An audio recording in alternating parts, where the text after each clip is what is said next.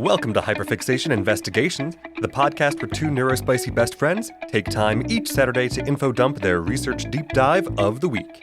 Lovingly produced and copyrighted by Wolf and Stag Productions. Today's fun fact is, the song Cherry Wine from Hozier's debut studio album was recorded in a single take on a rooftop of an abandoned Irish hotel. Good evening, I'm Kara, and I'll be captaining this week's episode 3, Hozier, Activism and Aesthetics in Modern Music. This will be part 1 of our non-consecutive mini-series, Music in Society. Good morning, I'm Josh, and I'm just along for the ride. For those of you joining us for the first time, how things work here is Kara will be leading us through a mini-lecture on the topic in the first half, so that we can discuss today's topic in depth in the second half. Expect tangents throughout.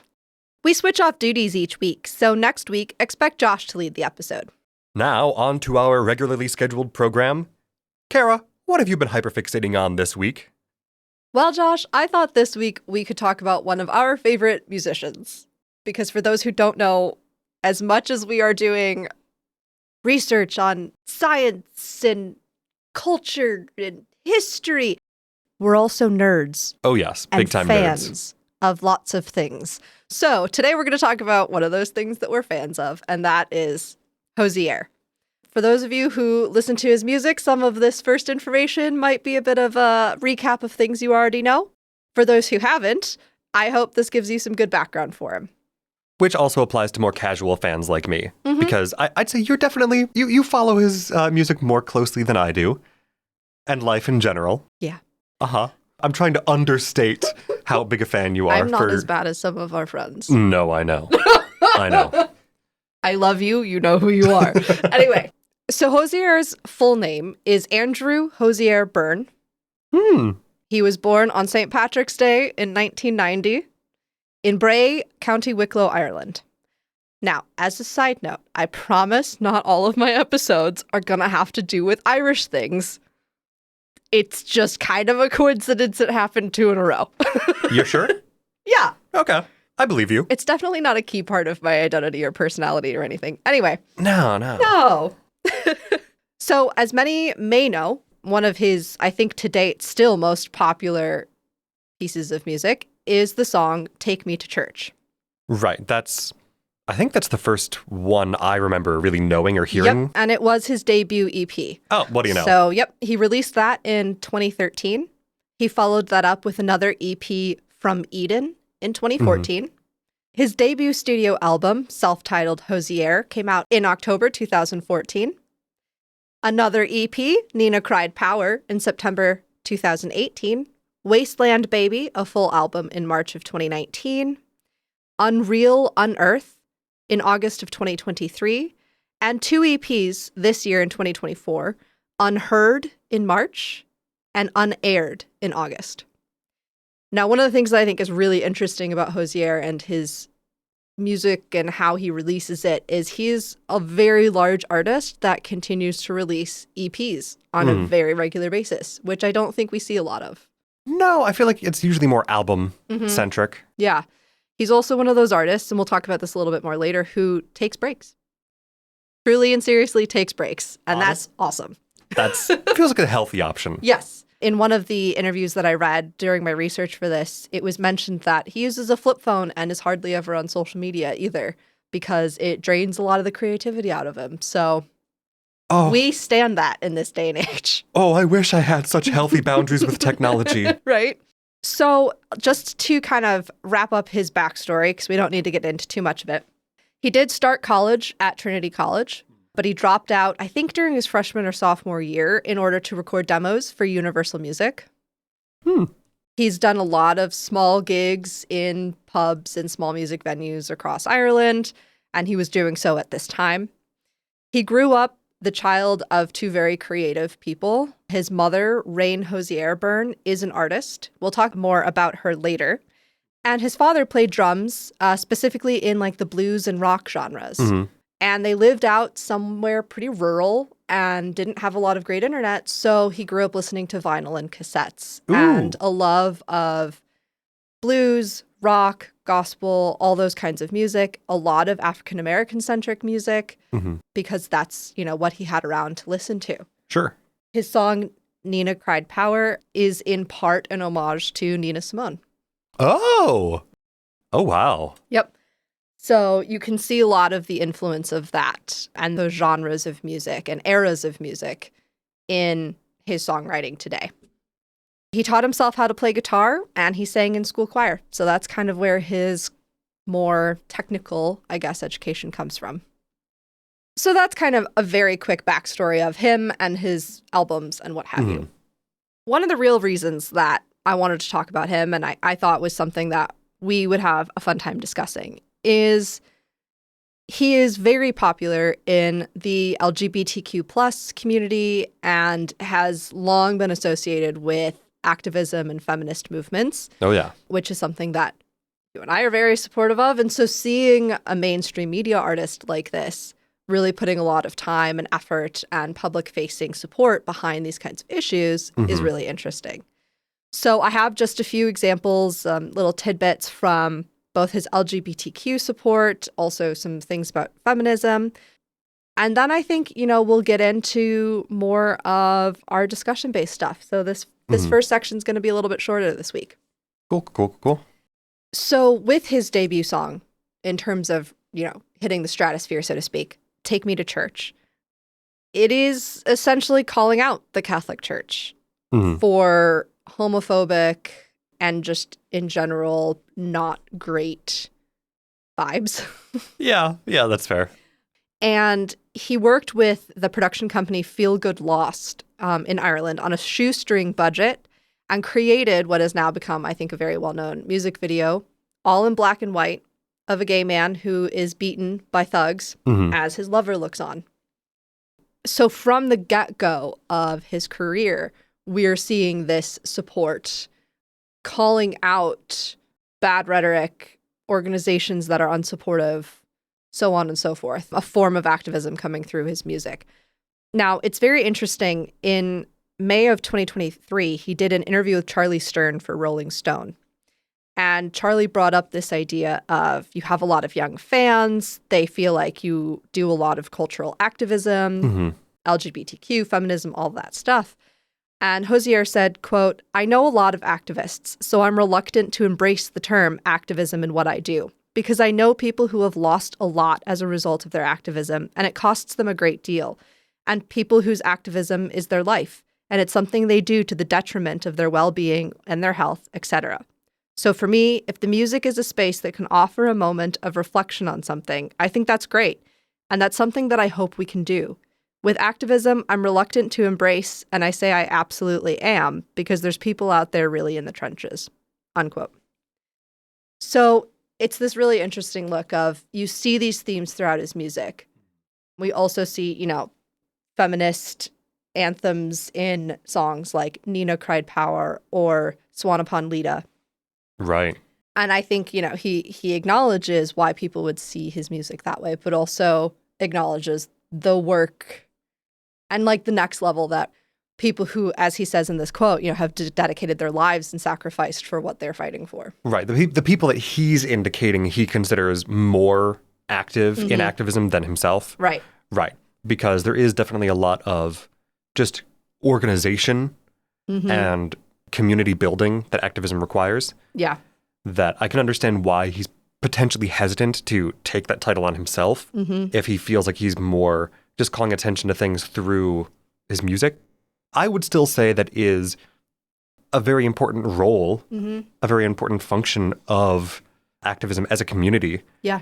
Is acting as a point of reflection and communication to help people communicate and bring these ideas to the forefront, or make it more accessible and understandable for people who just need something to listen to and relate to. Yes. Yeah. Absolutely. And I think the images too of, when he does go on tour and he'll have a various sundry of pride flags, right, of the trans pride flag and the LGBTQ plus pride flag and the bi pride flag and all of that. And he'll, walk around with holding them off of his shoulders and then he'll wrap it around his mic stand. It's become, I think, an important physical, visual image of him as well. Yes. He has spoken, and I can't remember which interview it is, but all of these interviews will be linked on our website, so you guys can go take a look. But he spoke about how, especially with the first few EPs and album, he was wearing very traditionally masculine clothing, denim and, flannels and boots and whatever. And yet this kind of dichotomy of that's what he was wearing, that's what he looked like, but he was singing gently and passionately about love and about women and about marginalized groups and all this kind of stuff. And so it provided an image and a space and an artist that we hadn't seen a lot of. And it's an interesting idea as to, potentially why he's become so beloved and held up amongst marginalized communities as an artist, because how often do you get soft, gentle, or love from these very masculine, right, very, very leaning, classically visually masculine individuals. And then to have, these flags at all of his Right. shows and all of that. I just think it's a really interesting representation visually of him as an artist, but also as a cultural icon.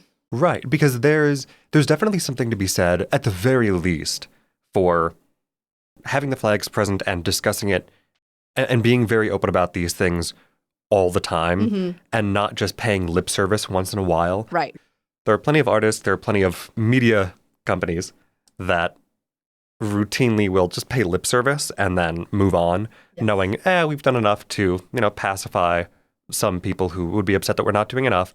But he very clearly is aware and genuinely supportive, which, as you said, is huge. Yes. When we get to a more broad look of his politics and activism outside of just the LGBTQ community, he's been likened to Sinead O'Connor, who was known for using their music as a means of political protest. Sure.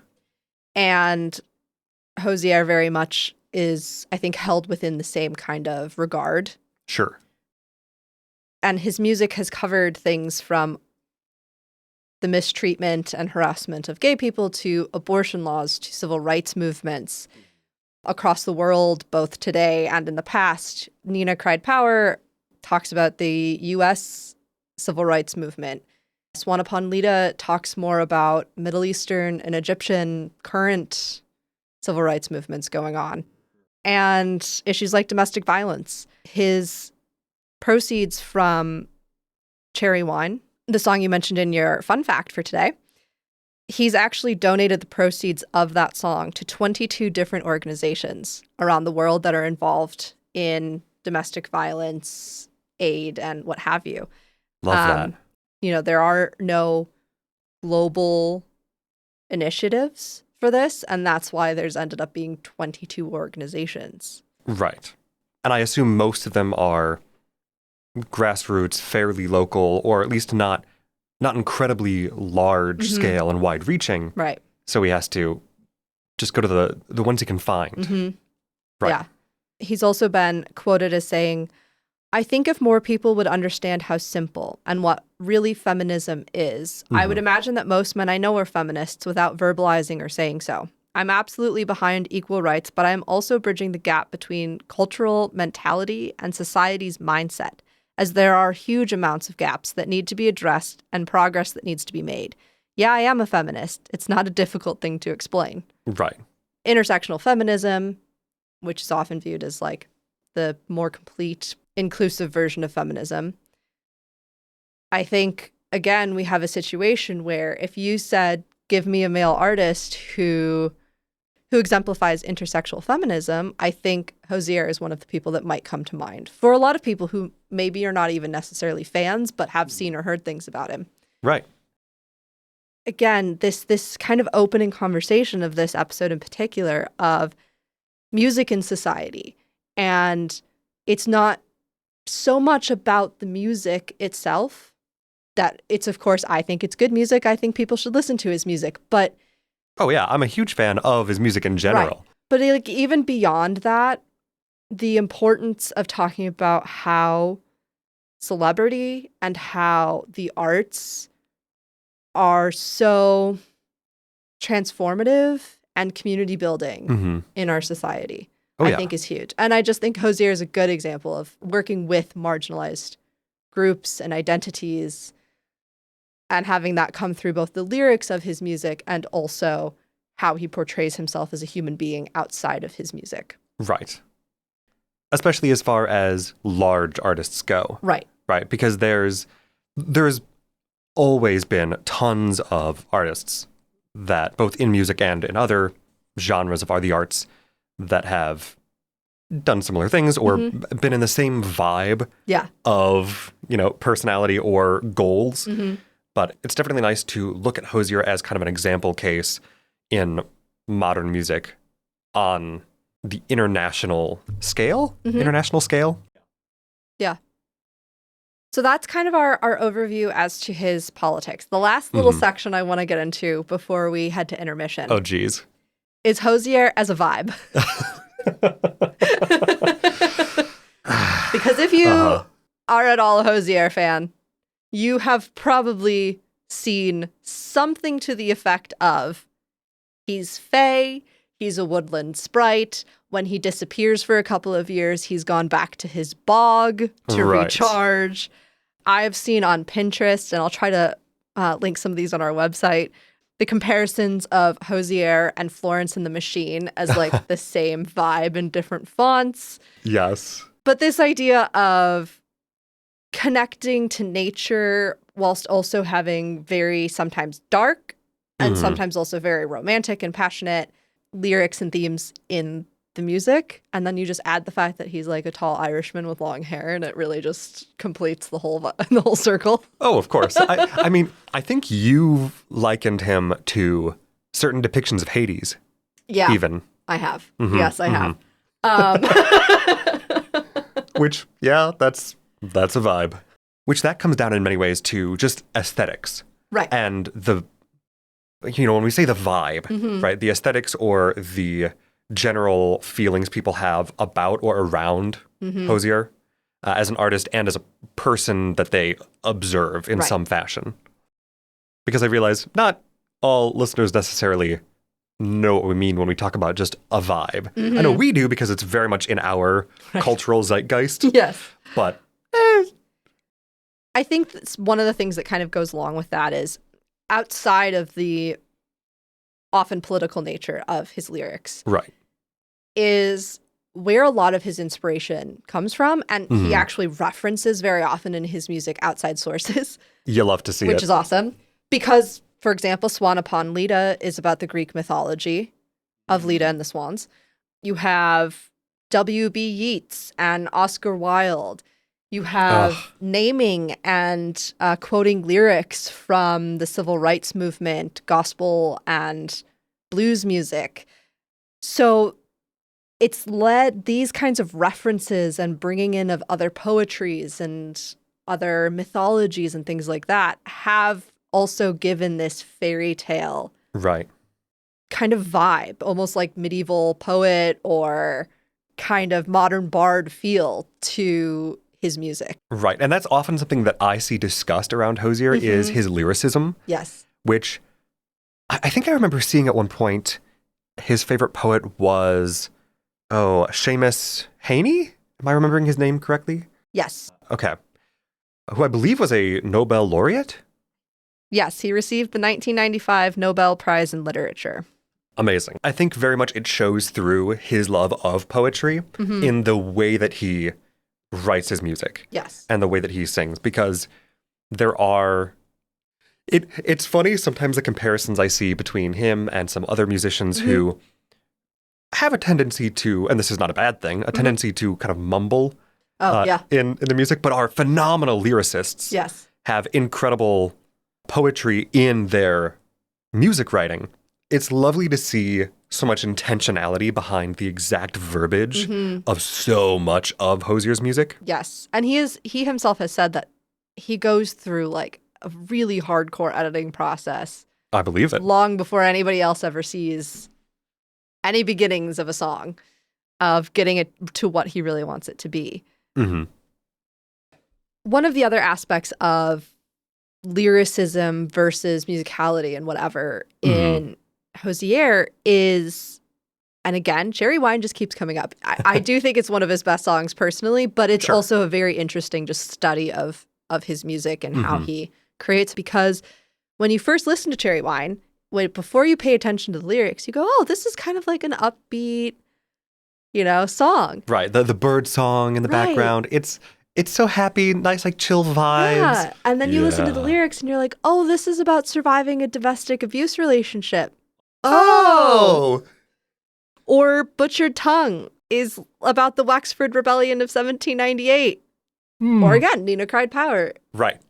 So this idea that these songs that when you're just listening to them for the first one or two times and you're feeling the vibe and how they make you feel and what the music itself and the instrumentation and the melody sounds like, and then you listen to the words and you go, oh, there's a whole new level to this. Right. Now that I know what the lyrics are. I do think it's a common occurrence in his music and a very interesting part of his kind of overall identity. It's funny because I love that kind of vibe switch in any music. Yeah. I mean, hell, Elvis Costello, What's So Funny About Peace, Love, and Understanding has such a driving beat and very aggressive. Yeah. But it's literally asking, what's so funny about peace, love, and understanding? Right. And I mean, one of my favorite classics, the Boomtown Rats, I Don't Like Mondays. Oh, gods. The lyrics are referencing horrific event. Yeah. But it's a very, kind of upbeat, Yep. just a fun bop.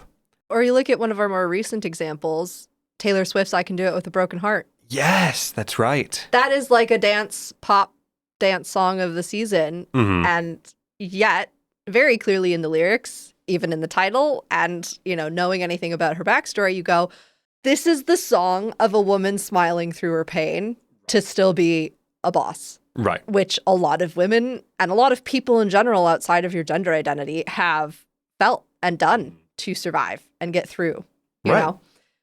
Yeah. I love to see it. And I love to see whenever it pops up in anyone's music. But I love how much it pops up in Hozier's music in general. Yeah. You have to schedule at least 3 listens. And the first one, you don't have to listen to the lyrics. But by the third one, you need to have the lyrics pulled up on Spotify or whatever and be like, okay, now I need to know what it's actually saying. Right. Follow along the little bouncing ball as you're listening through. Okay, right. Oh, I see. And especially, I think it's in his most recent album, Unreal on Earth. And don't quote me on it because I have all of his music on one playlist and I just put it on shuffle. So I don't have a good understanding other than his first album, what songs exist where. And I've never been one to listen to an album specifically at a time. Usually, because I'll just throw everything onto 1 or 2 giant playlists, hit shuffle, and go, the vibe's going to change 27 times across 12 songs? Hashtag ADHD. But he actually sings portions of songs in Gaeilge, Irish. Right. And if you don't have the lyrics pulled up, first of all, even if you do have the lyrics pulled up, it's going to show you what it is in Gaelic. It's not going to give you the translation. But at least you can look at those words and go, oh, it's not that he's mumbling so bad I can't understand him. This is a separate language. Right. It's literally not in English. Right. Which I also think adds to the fairy vibes. Yes, very, very understandably so. But just the final part of his vibe that I kind of wanted to briefly cover is his mother, as I mentioned before, Rain Hozier Byrne, is an artist. And she has created, product managed all of his cover albums. Oh, right. And he has made jokes in the past about his mom trying to drown him during the album covers. I believe it's for... What was the cover art for the cover for Wasteland Baby? I think that's the one where he's in the water. Oh, okay. Hang on, I will look it up very quickly. Okay. Hey, live fact checking. Live fact checking. Yeah, it is. Wasteland Baby is the one where he's sitting in the chair, laid out like a Renaissance poet underwater. So he was actually underwater for that photo shoot. Oh, yeah. Good. And that was his mom's idea. And so he has made jokes about how she was, he almost drowned doing a photo shoot with his mother.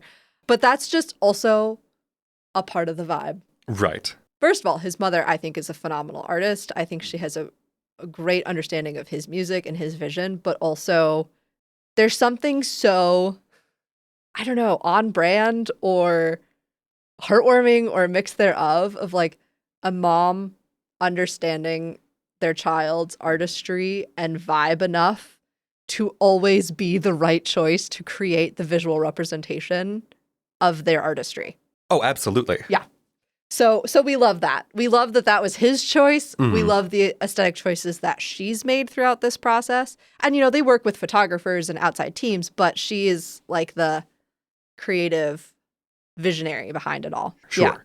Yeah, I'm not going to lie. I would never have guessed that about that cover art. Because, I don't look at cover art that closely to inspect it. I just go, oh, hey, that's cool cover art. Love that. Yeah. I fully assumed that was some kind of done in post filter or effect. Yep. And it's all of his album covers. Love that. Yep. Yeah, I think all told, that's as much lecture as I'm going to get into regarding Hozier himself. We're going to go to a quick little break for you guys. And when we get back, we're going to talk about the idea of parasocial relationships and celebrities in politics in a little bit more depth. Lovely. Okay.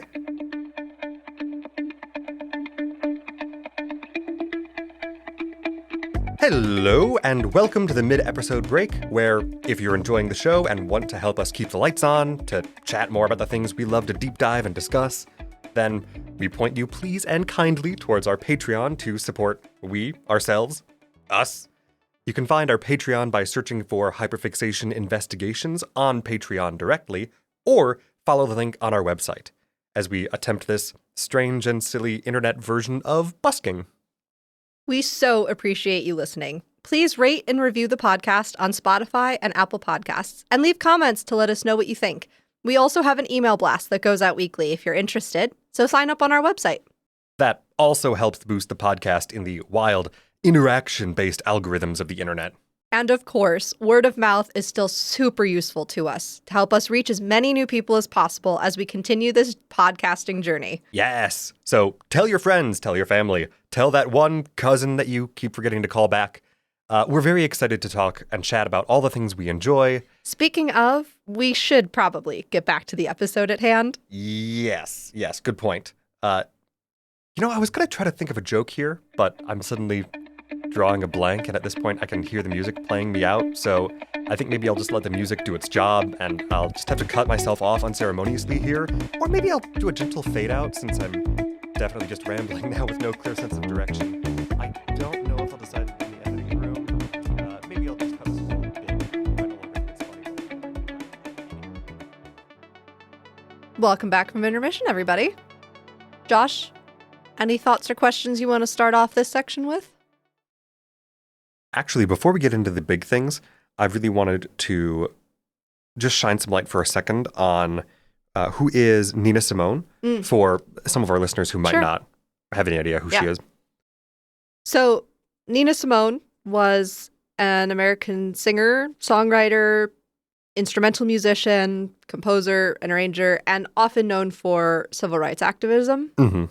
She could do anything from classical to jazz to pop music. She was born in 1933, so obviously she would have been living and active through much of and all of, really, the civil rights movement. She passed away in 2003.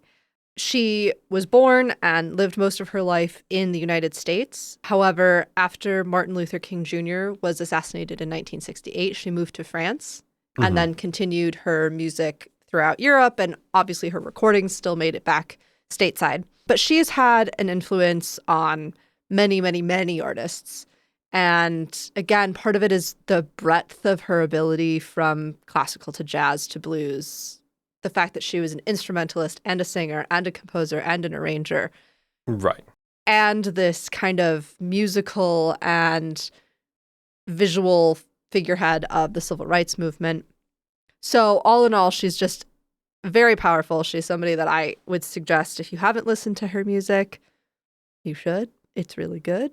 maybe one of her most popular songs that a lot of people would know is I Put a Spell on You. Always a delight. Rolling Stone has ranked her as one of the greatest singers of all time.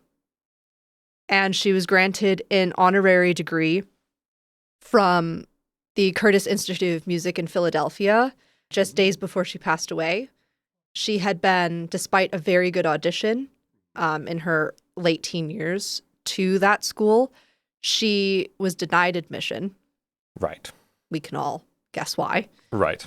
Racism, and thus was granted the honorary degree in 2003. So hugely involved in activism as well as in music. Lovely. Yeah. Yeah, I just wanted to draw some additional attention to her as one of Hozier's influences. Yeah. Because I feel it's important to point out some of these. And just shed some additional light on her as a person and activist herself. Yes. Yeah.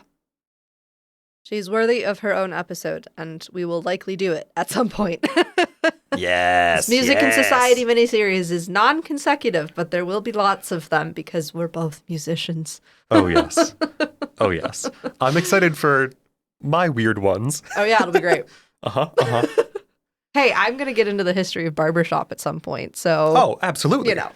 As well you should. But yes, I think we should probably get into parasocial relationships as a big talking point. There's a lot of discussion and discourse about parasocial relationships and interactions, especially online. Yes. Especially nowadays. Because for those who are unaware, what I mean when I say parasocial relationships, I'm referring to one-sided relationships, typically between an audience and some kind of performer. Right. Usually, especially nowadays, this is usually seen in some kind of mass media or recorded persona. Right. It's essentially the definition of being a fan.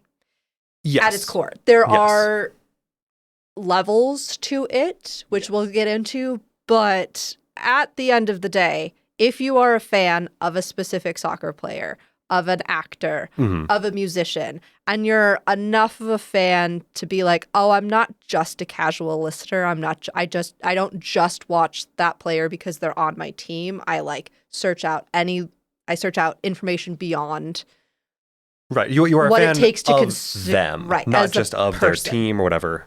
Right. Although you can, there are definitely parasocial relationships that people have with entire teams of people. So it's not necessarily, it has to be individualistic. Right. It can be very broad and very, very group-minded as well. But yeah, it's just that kind of audience and performer relationship that most people develop as fans. Yeah. And, parasocial relationships and interactions, neither good nor bad in general. It's very neutral. Right. In terms of the theory and the psychology behind it. It's... Right. And there are plenty of classic examples that are great, that help make people feel less alone, feel connected either to their fellow human or to society at large, or just feeling seen. Right. Right. And there's reference in the literature about parasocial relationships, especially more recent literature, about the effect that parasocial relationships and parasocial interaction had during COVID. Right. That at a time when people were very, very isolated, parasocial relationships, interactions, and very importantly, the communities formed around shared parasocial relationships were incredibly helpful to people during a time of extreme isolation.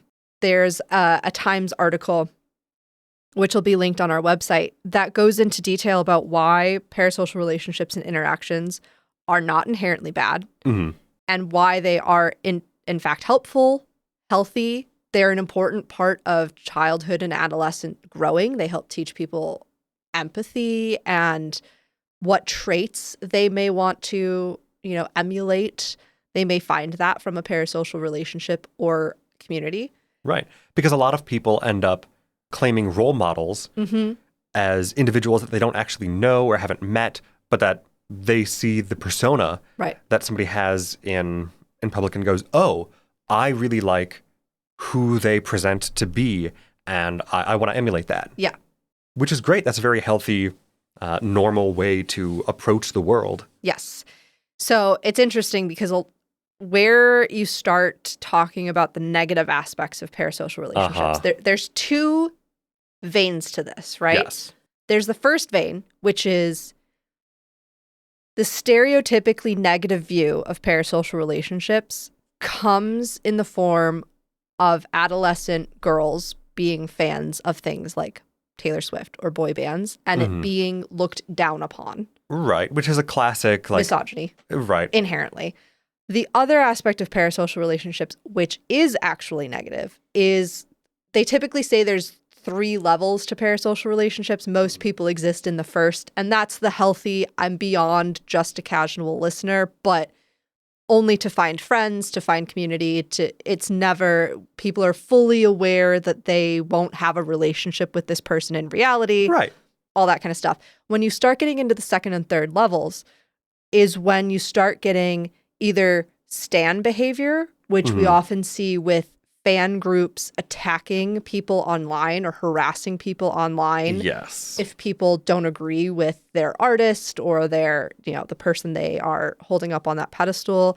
An example being the whole Selena Gomez, Hailey Bieber fans going after each other, like in support of the 2 women, and then both of the women coming out publicly and being like, whoa, your horses a little bit. Like, this is, you don't know us. You don't know what's going on here. This is way more personal than you seem to want to treat this. Right. We've seen it with the Bayhive going after people. Oh, yeah. Swifties going after people. And I'm not calling any of those, individual people or the artists out for it. But they are indicative of the more negative aspects of parasocial relationships when people stop seeing the line. Right. It's also seen when domestic violence goes up in football season. Oh, yeah. Men predominantly get upset at the loss of their team and take it out on their spouses and partners. There was an ad that played during Super Bowl a couple years ago that pretended to be the Super Bowl coming back on and then switching channels.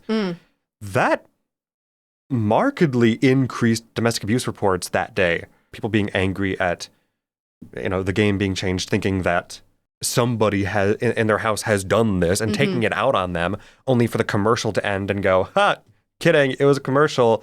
That's not a harmless prank. Right. People legitimately were hurt by that. And I don't remember what company or organization put that ad out in the commercials during that Super Bowl, or which Super Bowl it was, because I don't pay attention to that. Right.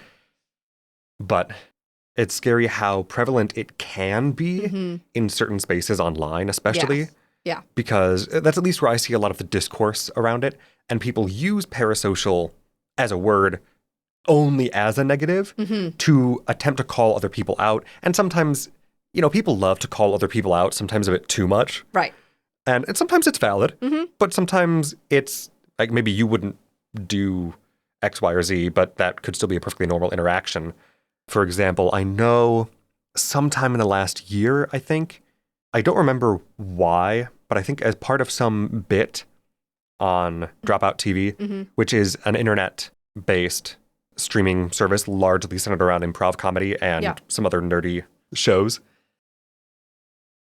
one of the cast members had received a bunch of tips on Venmo, had received a bunch of tips from people that I think it was involved in some way with a show that she was doing.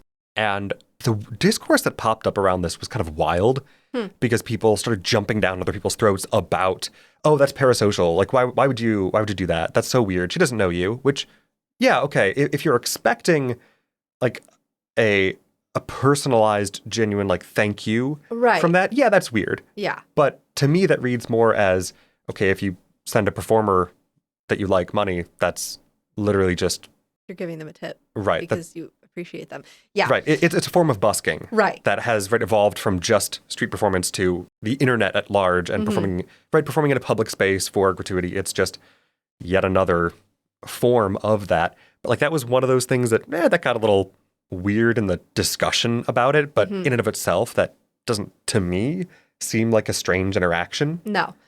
And, when you get to the third level of the parasocial is when you start seeing like the mental health issues where stalking and things like that are happening. Right.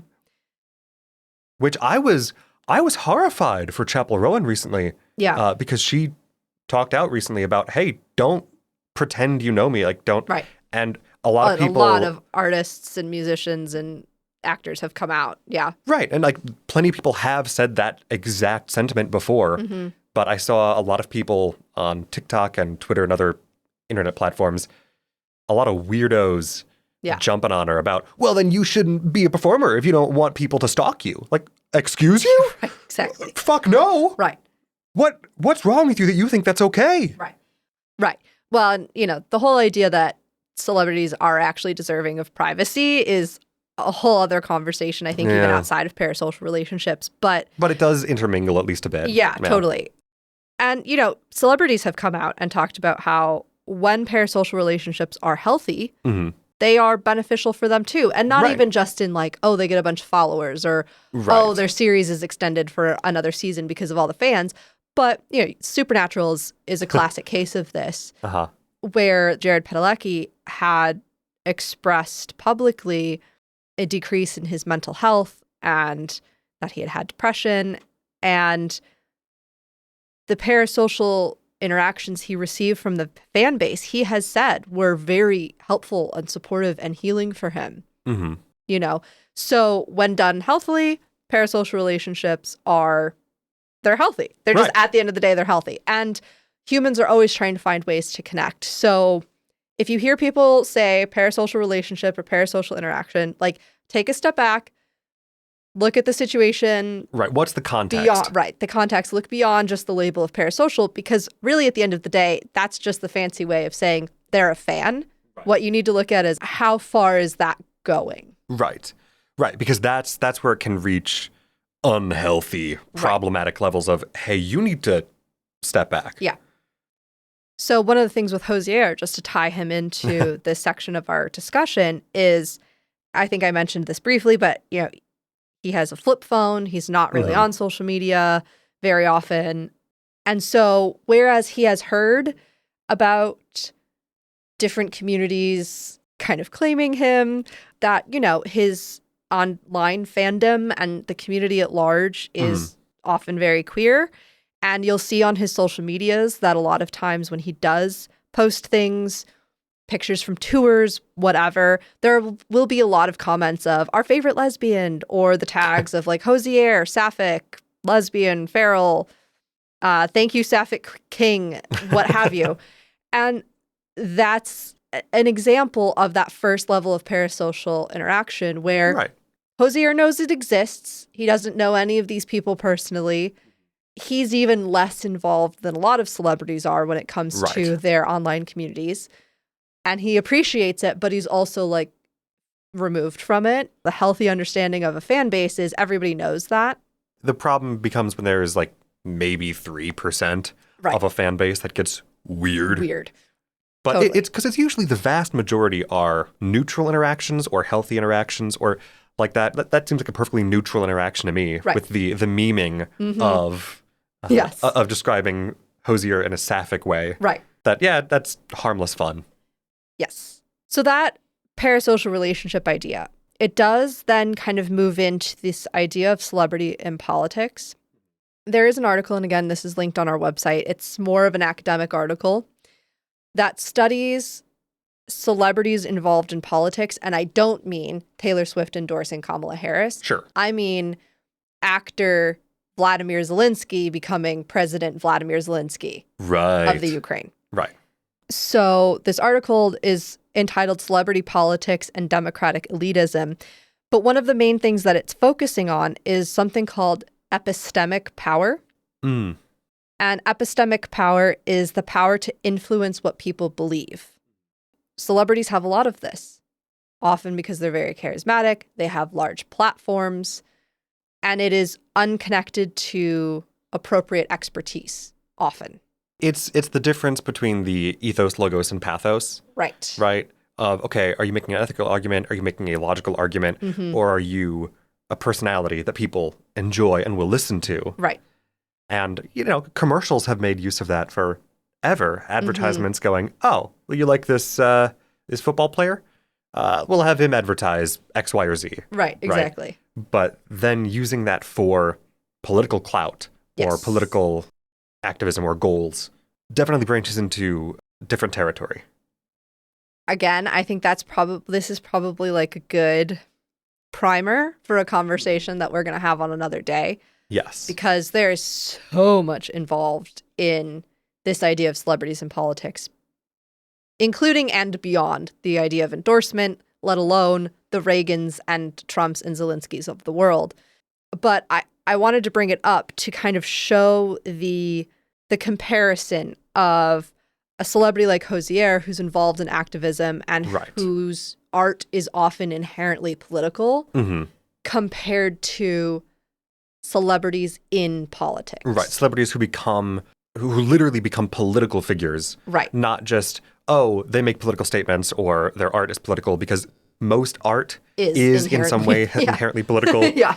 Right. Music in general has always had political messaging.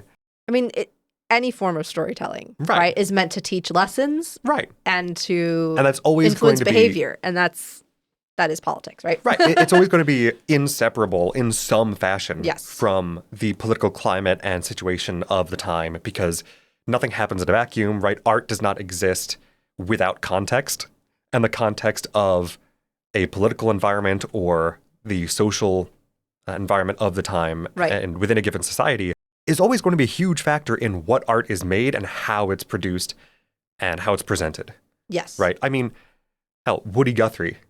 Love Woody Guthrie. Woody Guthrie had a message written on his guitar that said, "This machine kills fascists." Yep.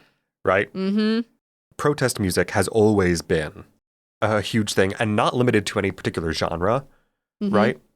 Going from, folk, blues, bluegrass, rock, heavy metal, rap, R&B. Right. And it is always just based around what message is this song making. And yeah, there are countless songs that are just a good fun vibe or aren't necessarily intending to say anything political, but there's countless more that are focused on something about the social situation of the times. Yeah.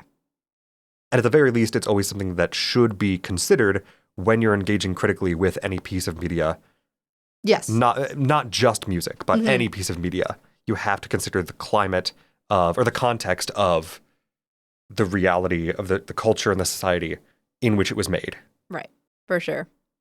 So the last little piece that I think will be fun just to touch on is, we talked in the first section about Hozier as a vibe, right? And the idea of fairy tale and fantasy and whatever coming through in the sound and aesthetic of his music and how he represents himself. Right.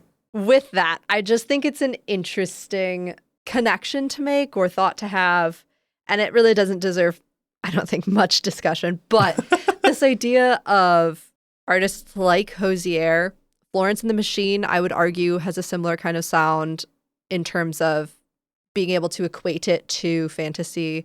Aurora, there's another artist whose name I'm blanking on, but who also would fit this, where you could totally see their music going along with a fantasy movie, or when some authors put playlists in their fantasy or romantasy books. Yep.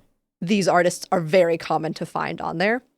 And I think it's interesting because, we're at just past the decade mark now of Hozier's music being out in the world, and which is crazy. And I remember being in high school and his music coming out and all of our friends just freaking out.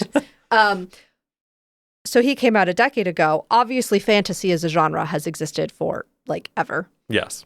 Mythology is the base of all fantasy. But this rise in the genre of romantasy, which over the last, probably since COVID, has exploded. Oh, yeah. At least as far as book talk and social media and online presences and what have you. Right, getting way more mainstream attention than before, because it's been in existence forever. Yeah. But, yeah, getting more mainstream attention, yes, especially with some platforms allowing people to communicate with more and more people about these things and sharing them. Right. Yep. So just kind of as our, I think, final thought on this, a question to leave our lovely audience with is how much, if at all, are artists like Hozier, Florence and the Machine, etc., kind of primers for the now increase in popularity in romanticy?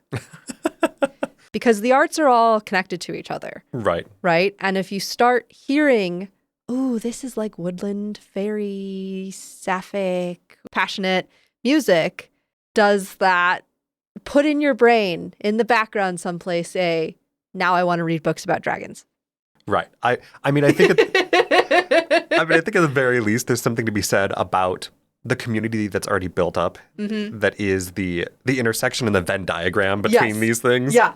Right. Where, if that community exists and has access to platforms to increase their scope and increase their horizons and gather more people, inevitably the people connected to each of those circles in that Venn diagram are going to, some more of them are going to end up funneling into that cross section. Yeah, I think that tracks. Yeah. It's a fun little way to end today, I think. Yeah. So if you like romanticy books and you haven't listened to Hozier a lot, what are you doing? Try it. Do it. If you listen to Hozier and you haven't read romanticy, try it. Maybe you're going to find a crossover you didn't know you needed. Oh, phenomenal. All right. And with that, folks, I want to thank you for listening to episode 3, and we'll see you next week. That's a wrap on episode 3, Hozier, Activism and Aesthetics in Modern Music. If you'd like to delve further into this topic, our research sources and related images are posted on our website, hyperfixation-investigations.com. Again, that is hyperfixation-investigations.com. Thanks so much for listening. Follow us on social media for updates, and check out our Patreon to support us directly, join our Discord community, and receive other special perks. See you next week. And remember, what's a little info dumping between friends?